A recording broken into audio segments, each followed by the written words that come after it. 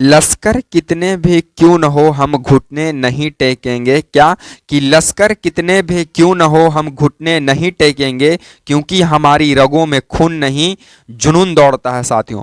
Hello नमस्कार साथियों, आप सभी को टारगेट विथ नित्यम के इस चैनल में दिल खोल करके स्वागत है।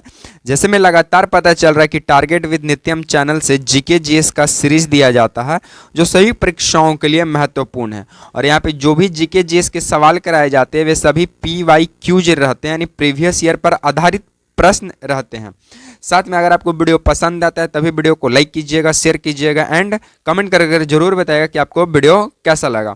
उससे पहले आपको कुछ खास जानकारी के लिए बता दें कि ये वीडियो सभी परीक्षाओं के लिए महत्वपूर्ण होने वाला है, खासकर बीपीएससी शिक्षक भर्ती, बिहार पुलिस, बिहार दरोगा, Bihar SSC, railway, banking, defence exam, किसी भी एग्जाम हो अगर जीके जीएस का सवाल बनता है तो झंडा यहीं से गड़ने वाला है, इसमें कोई दिक्कत की बात नहीं है।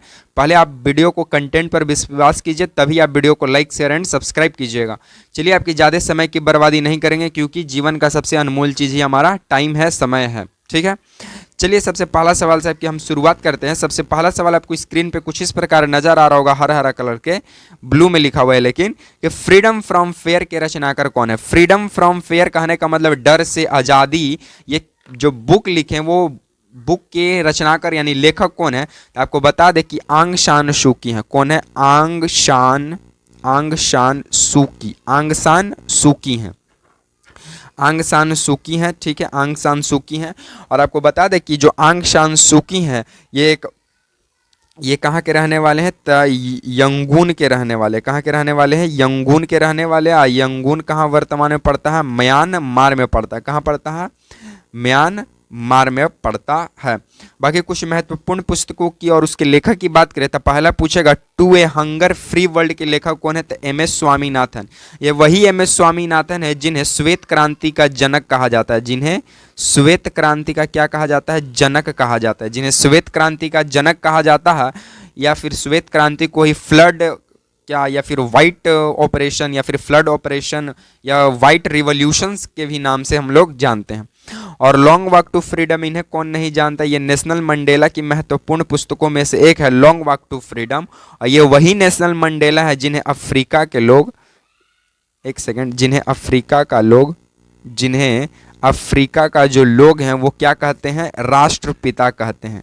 राष्ट्रपिता कहते हैं। कैसे हम लोग इंडिया का, भारत का राष्ट्र हम लोग कैसे कहते हैं? हमारा राष्ट्रपिता कौन है? तो महात्मा गांधी। उसी तरह अफ्रीका के लोग राष्ट्रपिता के रूप में नेशनल मंडेला को मानते हैं। इस बात को भी आपको ध्यान रखना पड़ेगा। ठीक है, चलिए नेक्स्ट प्रश्नों की ओर हम लोग आगे बढ़ते हैं। नेक्स्ट प्रश्नों की बात करें तो हमारा नेक्स्ट प्रश्न बोलता है कि गोल्डन शार्क किसका प्रसिद्ध नाम है। तो आपको बता दें कि गोल्डन शार्क के रूप में हम लोग माइकल फिलिप्स को जानते हैं। किन्हें जानते हैं? माइकल फिलिप्स को जानते हैं। और ये माइकल फिलिप्स जो है USA का रहने वाले हैं, यानी अमेरिका के रहने वाले एक स्विमिंग ये तैराकी है एक तरह से। ठीक है, चकता एक्सप्रेस के नाम से हम लोग झूलन गोस्वामी को जानते हैं, और ये झूलन गोस्वामी जो है महिला गेंदबाज है। ठीक है, डिंग एक्सप्रेस के रूप में हम लोग हिमा दास को जानते हैं, डिंग एक्सप्रेस के रूप में, जो कि एक एथलीट है। मिस्टर क्रिकेट के रूप में हम लोग माइकल वेबन को जानते हैं, और माइकल वेबन एक पूर्व ऑस्ट्रेलियाई गेंदबाजी हैं। ये गेंदबाजी करते हैं, यानी गेंदबाजी से ये संबंधित है।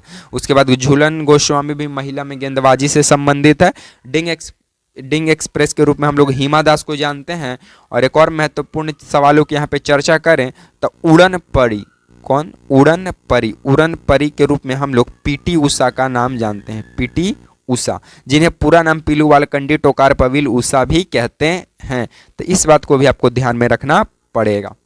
चलिए नेक्स्ट प्रश्नों की ओर हम लोग आगे बढ़ते हैं। नेक्स्ट सवालों की बात करें तो हमारा नेक्स्ट सवाल बोलता है क्या कि बिछुआ किस राज्य का लोक नृत्य है। तो आपको बता दें कि जो बिछुआ है ये असम राज्य का लोक नृत्य है। कहाँ का है? असम का। कहाँ का है? तो बिछुआ जो लोक नृत्य है ये असम का है। कहाँ का है? असम का है। ठीक है। बाकी बिहू की बात करें तो ये भी असम का है, बिछुआ की बात करें तो ये भी असम का है, नागा नृत्य की बात करें तो ये भी लोक नृत्य असम का है, काली गोपाल की बात करें तो ये भी असम का लोक नृत्य है। और असम की कुछ महत्वपूर्ण उत्सवों की बात करें तो वहाँ का अम्बुबाची का मेला, और एक और है दम मेफी, दास मेफी, ऐसी कुछ करके वहाँ का मेला जो उत्सव है वो खास रूप से मनाया जाता है। और वहाँ का वर्तमान सीएम है हिमंत बिस्व शर्मा। कौन है? हिमंत बिस्व शर्मा। हिमंत बिस्व शर्मा है वर्तमान वहाँ का सीएम। इस बात को भी आपको ध्यान में रखना पड़ेगा। चलिए नेक्स्ट प्रश्नों की ओर हम लोग आगे बढ़ते हैं। नेक्स्ट सवालों की बात करें तो हमारा नेक्स्ट प्रश्न बोलता है कि जैनों के अंतिम तीर्थंकर या फिर 24वें तीर्थंकर कौन थे? तो जैनों के अंतिम तीर्थंकर या फिर 24वें तीर्थंकर, उनका नाम है, प्रथम तीर्थंकर की सबसे पहले बात करें तो हमारा प्रथम है ऋषभ देव। कौन है? ऋषभ देव है। ऋषभ देव है प्रथम तीर्थंकर। 24वें तीर्थंकर हमारे हुए महावीर स्वामी, जिन्हें वर्धमान स्वामी भी कहते हैं। ठीक है। महावीर स्वामी जो है 30 वर्ष की अवस्था में गृह त्याग दिए और 12 वर्ष के कठिन तपस्या में इन्हें ज्ञान की प्राप्ति हुआ। क्या? कि 30 वर्ष की अवस्था में गृह त्याग दिए और 12 वर्षों की कठिन तपस्या में इन्हें ज्ञान का प्राप्ति हुआ। रिजु पालिका नदी के तट पर और साल वृक्ष के नीचे क्या हुआ? तो ज्ञान का प्राप्ति हुआ। और ज्ञान को कभी कभी संशुद्ध भाषा में कैवल्य भी लिखेगा, तो इस बात को भी आप ध्यान रखिएगा कि कैवल्य का मतलब ज्ञान ही होता है। ठीक है। तो एक नेक्स्ट प्रश्नों की बात करें तो हमारा नेक्स्ट प्रश्न बोलता है कि प्रयाग प्रशस्ति किस राजा का अभिलेख है? प्रयाग प्रशस्ति, तो आपको बता दें कि जो प्रयाग प्रशस्ति जो अभिलेख आपको देखने को मिलता है ये समुद्रगुप्त का है। किसका है? समुद्रगुप्त का है। समुद्रगुप्त का है। और प्रयाग प्रशस्ति किस राजा का अभिलेख है? समुद्रगुप्त का है। और इसे लिखने का काम कौन किया था? तो इसे लिखने का काम हरिसेन किया था। हरिसेन किया था लिखने का। प्रयाग प्रशस्ति किसके द्वारा लिखा गया है? हरिसेन के द्वारा। और किस राजा का साक्ष्य मिलता है? तो समुद्रगुप्त का।